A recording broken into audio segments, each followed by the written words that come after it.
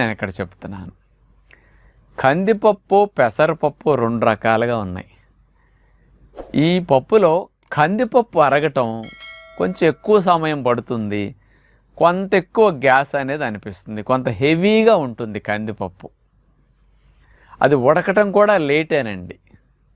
కానీ పప్పు అన్నామని పెసరపప్పు అట్లా అనుకోకండి. కందిపప్పుకి ఆ గుణం. పెసరపప్పు తేలిగ్గా ఉడుకుతుందండి, తేలిగ్గా అరుగుతుంది. అందుకని ఆకలి తక్కువ ఉన్నవారికి, అరుగుదల తక్కువ ఉన్నవారికి, కొంచెం గ్యాస్ ట్రబుల్ ఉంది నాకు పప్పు పడట్లేదు అనుకునేవారికి, పప్పు ఆరోగ్యానికి మంచిది నిత్యం తినాలనుకునేవారికి కందిపప్పు మానేసి పెసరపప్పు పెట్టుకోవచ్చు. ఇలాంటి సమస్యలు ఉన్న వారికి ఇది బెస్ట్ అన్నమాట. ఈ పెసరపప్పు కూడా ఇంకా ఈజీగా డైజెషన్ అవ్వాలంటే ఇంకో టెక్నిక్ ఉందండి. దీన్ని మీరు పొట్టు తీయకుండా